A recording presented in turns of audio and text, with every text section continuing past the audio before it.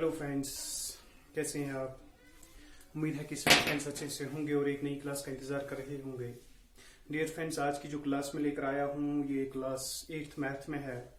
और class 8th math में आज मैं अंडरस्टैंडिंग कोऑर्डिनेटर जो लेसन आप पहले से पढ़ रहे हैं, इस लेसन की एक्सरसाइज जो पढ़ रहे हैं 3.3 एक्सरसाइज, इसी एक्सरसाइज का आज मैं क्वेश्चन नंबर 5 पढ़ाने जा रहा हूँ। और उम्मीद करूंगा कि सभी फ्रेंड्स एंड स्टूडेंट्स जो हैं वो इस क्लास को अच्छे से देखें और समझने की कोशिश करें।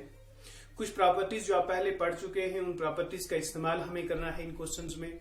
हम ये देखेंगे कि हम इन क्वेश्चंस में किस तरीके से जो प्रॉपर्टीज आपने पढ़ी हैं क्वाड्रिलेटरल में पैरेललोग्राम के लिए, उन प्रॉपर्टीज का इस्तेमाल हम किस तरीके से करते हैं। आपके पास क्वेश्चन दिया है क्वेश्चन नंबर 5, क्योंकि क्वेश्चन नंबर 4 तक पहले ही पढ़ चुके हैं। क्वेश्चन नंबर 5 दिया है। क्वेश्चन नंबर 5 में कहा गया the measure of two adjacent angles of a parallelogram are in the ratio 3:2।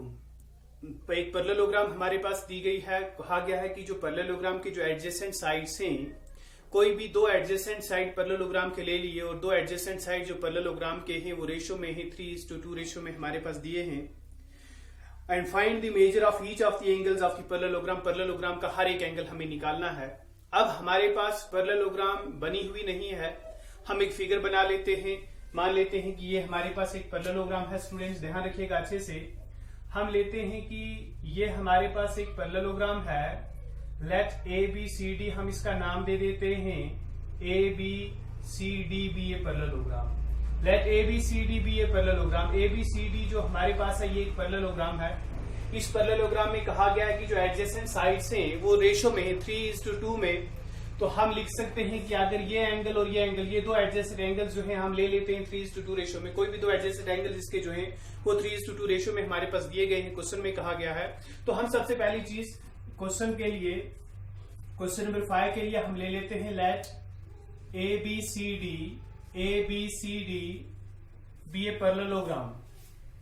A B C D जो हमारे पास है ये एक पैरेललोग्राम है। ध्यान रखिएगा स्टूडेंट्स। अब ये हमारे पास एक पैरेललोग्राम है। गिवन हमारे पास दिया है, but it is given that B is to C. हमारे पास जो दो एंगल हमारे पास हैं, but it is given that, हमारे पास गिवन दिया है कि इसके दो एडजेसेंट एंगल्स हैं वो 3:2 रेशियो में है। यानी हम ले लेते हैं एंगल बी और सी जो हमारे पास है, यानी angle B is to angle C is equal to हमारे पास आ गया 3:2, यानी 3/2 के रेशियो में हमारे पास क्या आ गया। हम ले लेते हैं, अब हमें मालूम नहीं है कि ये b किसके बराबर है, तो हम ले लेते हैं लेट एंगल b जो हमारे पास है ये हो गया 3x के बराबर and angle c is equal to आ गया हमारे पास 2x। b जो है वो 3x के बराबर लेते हैं और c जो हमारे पास है वो 2x के बराबर लेते हैं। हम जानते हैं कि adjacent angles of a parallelogram जो होते हैं वो होते हैं सप्लीमेंट्री। हम ये जानते हैं कि जो एडजेसेंट एंगल्स होते हैं एक पैरेललोग्राम के वो सप्लीमेंट्री होते हैं।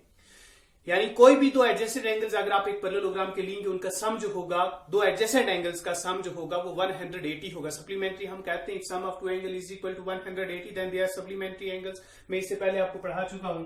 तो हम लिख सकते हैं देन हमारे पास angle B plus angle C is equal to 180 degree. ये गिवन हमारे पास है कि adjacent angles of parallelogram are supplementary. हम ले सकते हैं adjacent angles of parallelogram are supplementary, क्योंकि जो adjacent angles होते हैं parallelogram के वो क्या होते हैं स्टूडेंट्स, supplementary। तो हम लिख सकते हैं angle B plus angle C जो है वो हो गया हमारे पास 180। एंगल B हमने लिया 3x के बराबर, एंगल C जो है वो हमने ले लिया 2x के बराबर। तो हमारे पास आ गया 3 + 2 इज इक्वल टू 5x बन जाएगा हमारे पास। तो हम लिख सकते हैं यहाँ पर 5x is equal to 180 degree, which implies हम यहाँ लिख सकते हैं x is equal to 180 divided by 5। Therefore हमारे पास x जो है वो बनेगा 5 × 3 आ गया 15, 3 बन गया 35 × 6 आ गया हमारे पास 30, बन गया 36 डिग्री। अब x जो है हमारे पास 36 के बराबर आ गया। जब x हमारे पास 36 के बराबर है तो हम लिख सकते हैं जो हमारे पास b है, angle b is equal to ये आ गया हमारे पास 3x।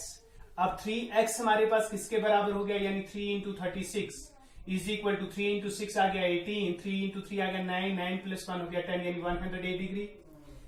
ऐसे ही हमारे पास एंगल C जो हमारे पास है ये है 2x के बराबर। यानी ये बन गया आपके पास 2 इंटू 36 इज इक्वल टू बन गया हमारे पास 72। अब 72 और 108 किसके बराबर हो गया? 180। तो इसका मतलब दो एडजेसेंट एंगल जो है 180 के बराबर हो गया। इसी तरीके से स्टूडेंट्स अब यहां पर ध्यान रखिए, हमें इसके सभी एंगल्स निकालने हैं। जब हमारे पास एंगल बी और एंगल सी मिल गया, हमें एंगल बी और एंगल सी मिल गया, तो हम लिख सकते हैं therefore angle A is equal to angle C. Angle A जो है वो एंगल सी के बराबर होगा, वो हो गया 72। ऐसे ही हमारे पास एंगल डी जो हमारे पास है, angle D is equal to angle B is equal to आ गया हमारे पास 108 degree, opposite angles of parallelogram. तो ये क्या हमारे पास है? Opposite angles of parallelogram. आप पढ़ चुके हैं कि जो अपोजिट एंगल्स ऑफ पैरेललोग्राम होते हैं वो इक्वल होते हैं। तो हमारे पास क्वेश्चन में कहा गया था अगर पैरेललोग्राम के दो एडजेसेंट एंगल जो हैं वो 3:2 रेशियो में है, आप पैरेललोग्राम के सभी एंगल्स निकाल कर दें। स्टूडेंट्स ये बिल्कुल आसान तरीका है, पैरेललोग्राम के जो एडजेसेंट एंगल्स अगर दिए जाएं हमें सभी एंगल्स निकालने हों, बिल्कुल आसान क्वेश्चन है। तो हम यहाँ पर लिख सकते हैं हैंस एंगल्स ऑफ पैरेललोग्राम। हमारे पास जो सभी एंगल्स क्वेश्चन में कहा गया था कि आप सभी एंगल्स जो है पैरेललोग्राम के वो दिखाएं, तो हम लिखेंगे यहाँ पर hence angle A is equal to 72 degree, angle B is equal to 108 degree, angle C is equal to 72 degree and angle D is equal to जो है वो हमारे पास किसके बराबर आ गया स्टूडेंट? 108 डिग्री। इसके साथ आपका क्वेश्चन नंबर 5 जो है वो कंप्लीट हो जाता है और आसान तरीका है स्टूडेंट्स। उम्मीद करता हूं कि आप सभी को ये क्वेश्चन जो है वो अच्छे से समझ आया होगा। इसके बाद हम नेक्स्ट क्वेश्चन की तरफ चलेंगे। सभी स्टूडेंट इस क्वेश्चन को अगर एक मरतबा समझना आए, दूसरी मरतबा वीडियो को देख लें और समझने की कोशिश करें और कॉपी पर नोट भी कर लें। उम्मीद करता हूँ स्टूडेंट्स कि आपने अच्छे से समझा होगा। अगर आप अच्छे से ध्यान रखेंगे, आप यकीन जाने कि आप आराम से और अच्छे तरीके से समझ सकते हैं, लेकिन हर एक क्वेश्चन को आप अच्छे से देखें और समझने की कोशिश करें। जो प्रॉपर्टीज पढ़ी है उन प्रॉपर्टीज को याद रखने की कोशिश करें। नेक्स्ट क्वेश्चन जो आपके पास दिया है वो है to adjacent angles of a parallelogram have equal major. कोई भी दो एडजेसेंट एंगल्स जो होते हैं पैरेललोग्राम के, उनका मेजर जो है वो इक्वल दिया है।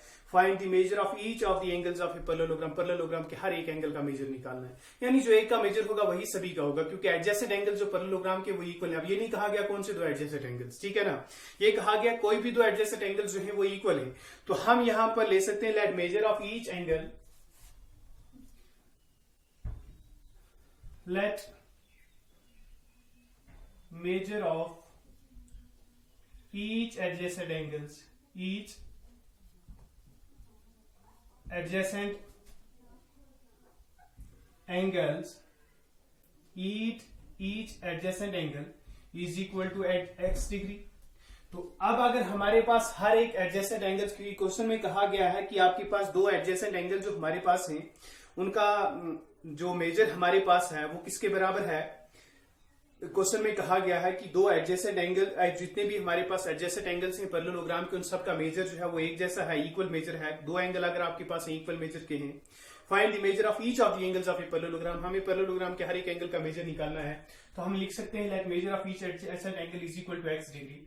देन हम लिख सकते हैं X degree plus X degree is equal to 180 degree, यानी एडजेसेंट एंगल्स ऑफ सब parallelogram are supplementary because adjacent angles of parallelogram are supplementary. हम जानते हैं कि जो पैरेललोग्राम के एडजेसेंट एंगल्स होते हैं वो सप्लीमेंट्री होते हैं, यानी दो एंगल का सम 180 होगा।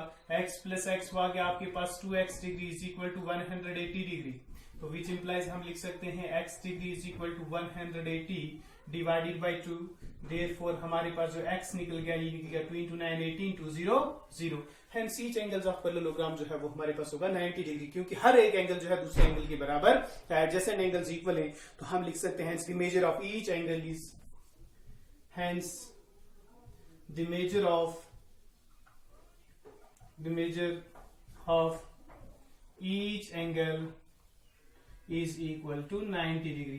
तो हर एक एंगल का जो मेजर होगा पैरेललोग्राम के लिए वो हमारे पास 90 के बराबर होगा। उम्मीद करता हूं स्टूडेंट्स कि आपको ये क्वेश्चन भी अच्छे से समझ आया होगा। ध्यान रखिएगा अच्छे से और अपनी कॉपी पर नोट भी कर लीजिएगा।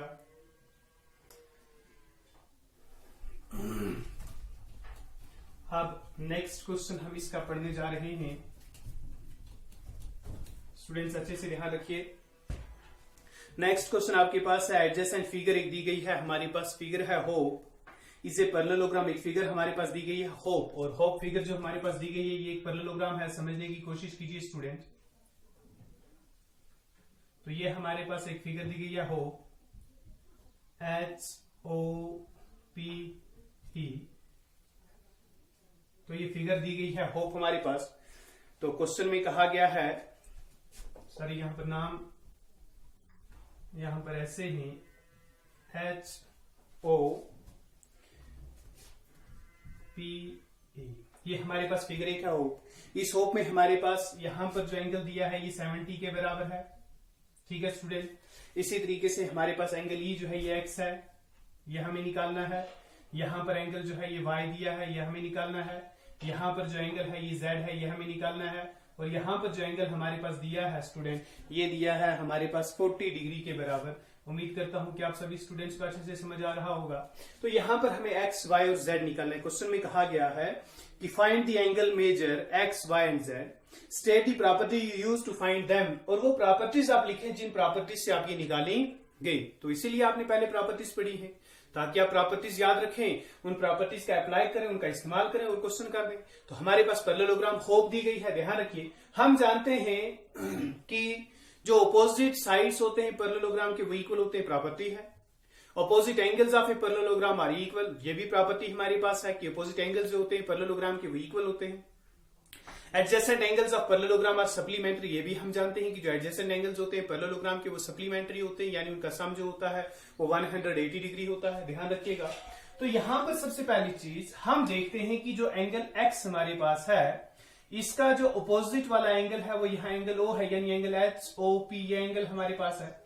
तो जब हमें ये एंगल पता चलेगा, हम ये एंगल आसानी से दे सकते हैं। और ये एंगल जो है ये हम कहां से निकाल सकते हैं, 70 प्लस एंगल HOP, क्योंकि ये लीनियर पेयर बनता है, एक स्ट्रेट लाइन के ऊपर हमारे पास एंगल है। और वो एंगल दो हिस्सों में डिवाइड हो गया, एक ये एंगल और दूसरा ये एंगल। ये दो एंगल जो है ये लीनियर पेयर के बराबर होंगे।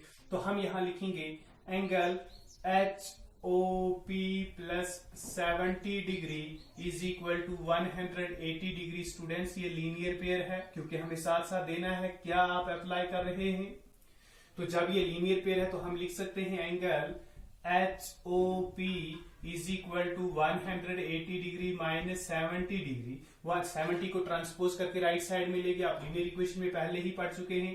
तो हम लिख सकते हैं देयरफॉर जो हमारे पास एंगल है HOP इज इक्वल टू, यहां पर ऐसे ही 8 माइनस 7 इज इक्वल टू 1, यहां पर 1 बन गया 110 डिग्री। अब हमारे पास एंगल HOP जो है ये 110 के बराबर आ गया स्टूडेंट। हम यहां पर लिख सकते हैं x is equal to angle HOP।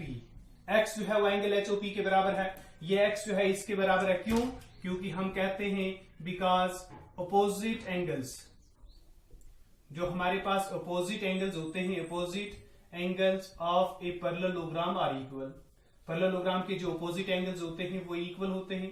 तो हमारे पास HOP जो है वो x के बराबर होगा। देयरफॉर हम लिख सकते हैं x is equal to angle HOP, वो आ गया हमारे पास 110 के बराबर। सभी स्टूडेंट्स को अच्छे से समझ आया होगा। अब x निकल गया हमारे पास 110।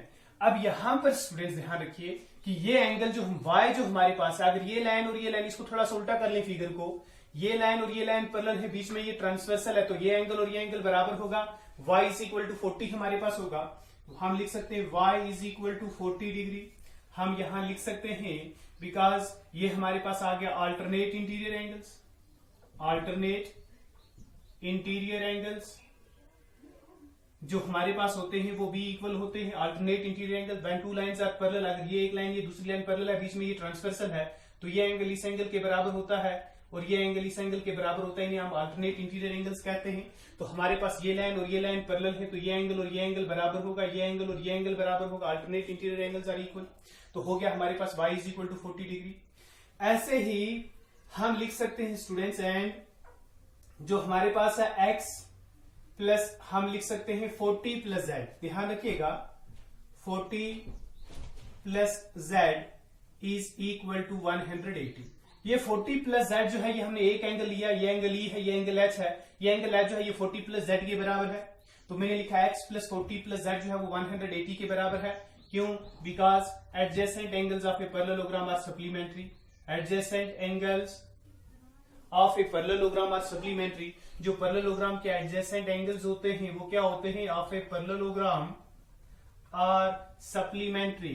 पैरेललोग्राम के जो एडजेसेंट एंगल्स होते हैं वो क्या होते हैं, सप्लीमेंट्री, यानी उनका सम जो है वो 180 होता है। तो हम यहां पर लिख सकते हैं x हमारे पास किसके बराबर है, वो हम पहले ही देख चुके हैं, 110 डिग्री प्लस 40 ऐसे रहेगा।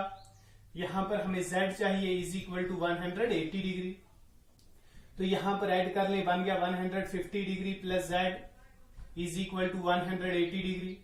तो हम यहां लिख सकते हैं z इज इक्वल टू आ गया हमारे पास 180, 150 को ट्रांसपोज करें तो बन गया -150। तो हम यहां लिख सकते हैं therefore z is equal to 180 minus 150 आ गया 30 डिग्री।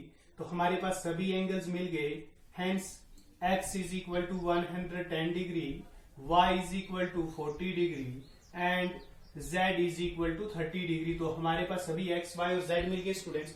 उम्मीद है कि आपको ये तीनों क्वेश्चन जो हैं वो अच्छे से समझ आए होंगे। हमारे पास x, y और z जो है वो एंगल्स भी हमारे पास अच्छे से मिल गए, और एक तो एंगल्स भी अच्छे से मिल गए, आसानी से मिल गए। वो तब आसानी से मिले स्टूडेंट जब आपको प्रॉपर्टीज मालूम थी। अगर प्रॉपर्टीज आपको अच्छे से मालूम है, प्रॉपर्टीज आपको अच्छे से याद है, आप यकीन जाने कि आपको हर एक क्वेश्चन जो है वो आसान लगेगा और आसानी से क्वेश्चन को आप समझ भी लेंगे। और इंशाल्लाह मैं चाहूंगा कि आप सभी स्टूडेंट जो है वो अच्छे से देखेंगे भी, समझने की भी कोशिश करेंगे। आज की क्लास में इतना ही। नेक्स्ट क्लास में मैं इससे एक्स्ट्रा क्वेश्चन जो है, इससे आगे वाले जो क्वेश्चन है वो लेकर आऊंगा। अल्लाह हाफिज।